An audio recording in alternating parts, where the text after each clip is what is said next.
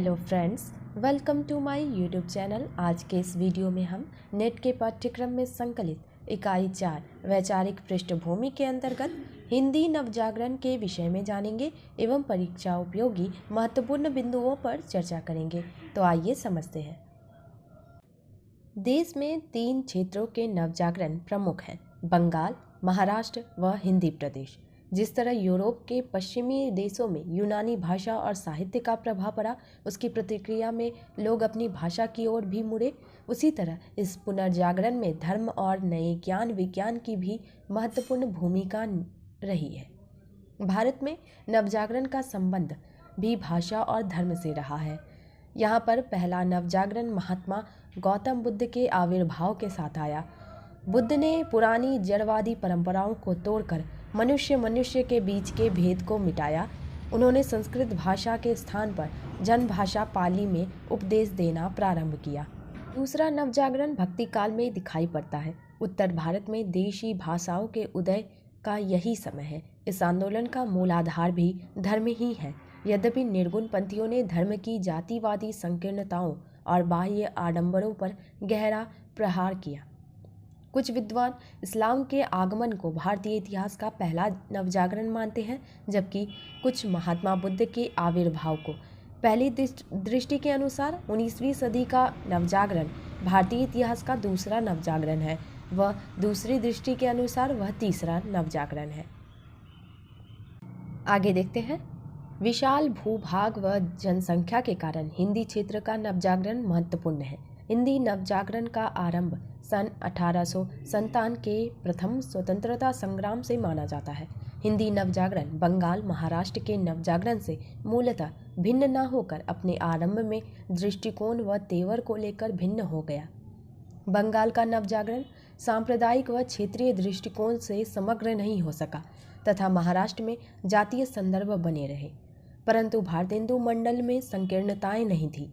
भारतेंदु का प्रसिद्ध निबंध भारत वर्षोन्नति कैसे हो सकती है इसका प्रमाण है। आत्मचेतस के जिस भाव की अभिव्यक्ति संपूर्ण भारतीय नवजागरण में है, उसका केंद्रीय भाव भारतीय सांस्कृतिक असीमता से संबंधित है। भारतेंदु ने इस आत्मचेतस को समष्टि चेतस की ओर उन्मुख किया। आगे देखते हैं। हिंदी नवजागरण को 3 चरणों में देखा जा सकता है। पहला 1857 का स्वतंत्रता समर, दूसरा भारतेंदु युग, तीसरा सरस्वती पत्रिका का प्रकाशन व महावीर प्रसाद द्विवेदी। हिंदी नवजागरण पर बंगाल व महाराष्ट्र के नवजागरण, अंग्रेजी पश्चिमी ज्ञान एवं भक्ति आंदोलन के प्रभाव को देखा जा सकता है। रामविलास शर्मा ने हिंदी नवजागरण में अंग्रेजी ज्ञान व पश्चिमी ज्ञान की उल्लेखनीय भूमिका नहीं मानी है। आगे देखते हैं। हिंदी जाति की अवधारणा मीर, भारतेंदु, डॉक्टर इकबाल, धीरेन्द्र वर्मा, सुनीति कुमार चटर्जी, फ्रेडरिक पिंकेंट आदि के चिंतन में हिंदी जाति की अवधारणा किसी न किसी रूप में मौजूद है। रामविलास शर्मा ने पहली बार इस अवधारणा को एक व्यवस्थित आकार दिया। उन्होंने भारत को बहुजातीय राष्ट्र बताते हुए हिंदी भाषियों को भी बांग्ला, तमिल, मराठी आदि जातियों की तरह एक जाति माना। उन्होंने लिखा है, इस बहुजातीय राष्ट्र में एक जाति हिंदी भी है। इसके मजबूत हुए बिना बहुजातीय राष्ट्रीयता सुदृढ़ नहीं हो सकती। आगे देखते हैं।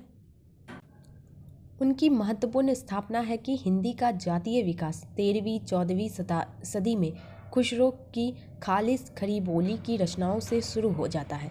उन्होंने हिंदी नवजागरण या आधुनिक काल के 2 हिस्से किए, एक को लोक जागरण कहा और दूसरे को नवजागरण। पहला चरण जातीय निर्माण का आंदोलन था। यह दौर व्यापारिक पूंजीवाद का था।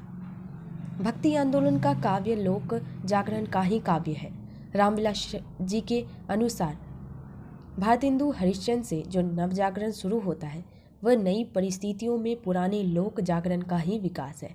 रामविलास शर्मा ने महावीर प्रसाद द्विवेदी और हिंदी नवजागरण में सर्वप्रथम नवजागरण शब्द का प्रयोग किया तथा 1857 के स्वाधीनता संग्राम के नवजागरण की शुरुआत मानी। 1857 का स्वाधीनता संग्राम मुख्यतः हिंदी प्रदेश में लड़ा गया, इसलिए इसे हिंदी नवजागरण कहा गया। यह संग्राम हिंदुओं और मुसलमानों ने मिलकर लड़ा था। यह संग्राम हमारी जातीय संग्राम है और भारत का पहला स्वाधीनता संग्राम भी है। आगे देखते हैं। हिंदी नवजागरण की समस्याएं। एक समय के बाद सांप्रदायिकता की समस्या इसमें आई। इसका कारण अंग्रेजों की मुस्लिम तुष्टीकरण की नीति थी। 1909 ईस्वी में पृथक निर्वाचन मंडल का प्रावधान इसका प्रमाण है। हिंदी उर्दू विवाद ने न केवल भाषा में खाइयां पैदा की, बल्कि भाषा की समस्या को धर्म से जोड़कर सांप्रदायिकता को भी बढ़ाया। बहुभाषी देश में राष्ट्रभाषा के सवाल के कारण भी हिंदी नवजागरण प्रतिकूल रूप में प्रभावित हुआ। 19वीं शताब्दी का नवजागरण हिंदी साहित्य के इतिहास का दूसरा जागरण है, जिसमें एक ओर भारतीय सामासिक संस्कृति है तो दूसरी ओर पाश्चात्य संस्कृति। इस समय भारतीय संस्कृति अध्यात्म प्रधान व मध्यकालीन दौर से गुजर रही थी, जबकि पाश्चात्य संस्कृति वैज्ञानिक तथा मशीनी क्रांति के आधार पर भौतिकवाद तथा पूंजीवाद का प्रतिनिधित्व कर रही थी। उसका आध्यात्मिक पक्ष तुलनात्मक रूप से कमजोर था। उसके पास वैज्ञानिक तार्किक शिक्षा थी, इहलौकिक मानसिकता थी, समानता, स्वतंत्रता, न्याय व बंधुत्व के आधुनिक आदर्श थे जो तत्कालीन भारतीय समाज के लिए अनर्जित थे।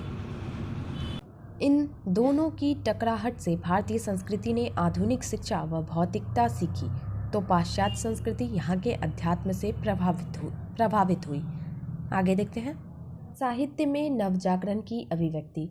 किसी साहित्य में नवजागरण की चेतना कुछ विशेष रूपों में दिखाई पड़ती है। ये इस प्रकार है। पहला, आत्ममूल्यांकन का भाव नवजागरण का केंद्रीय भाव है, क्योंकि दूसरी संस्कृति से परिचित होने पर समाज उसकी तुलना में आत्ममूल्यांकन करता है। इसके साथ साथ आत्म आलोचना तथा आत्म परिष्कार जैसी मानसिकता भी नवजागरण में अनिवार्यता पनपती है, क्योंकि अपनी कमियों को पहचान कर उन पर चोट करना तथा कुछ नई चीज़ें सीखना इस स्थिति में स्वाभाविक होता है। दूसरा, अपने अतीत के प्रति रोमानी बोध भी नवजागरण में सामान्यतः दिखता है, क्योंकि समाज को रचनात्मक प्रेरणा देने के लिए ऐतिहासिक या मिथकीय प्रसंग बेहद कारगर भूमिका निभाते हैं। यहाँ इतिहास तटस्थ रूप में नहीं आता, बल्कि एक आदर्श तथा रोमानियत भरे रूप में प्रयुक्त होता है। तीसरा, जो संस्कृति हमारे समक्ष उपस्थित है उसके सकारात्मक तत्वों को ग्रहण करने की चेतना नवजागरण में काफ़ी प्रमुख होती है। 19वीं सदी के नवजागरण में यूरोपीय संस्कृति के जिन तत्वों का प्रभाव दिखता है वे हैं वैज्ञानिक तार्किक शिक्षा, आधुनिक व इहलोकवादी दृष्टिकोण, समानता, स्वतंत्रता, न्याय व बंधुत्व जैसे सामाजिक राजनीतिक आदर्श इत्यादि। जहाँ जहाँ साहित्य में ये तत्व नज़र आते हैं वे सभी बिंदु नवजागरण के प्रभाव के रूप में देखे जाते हैं।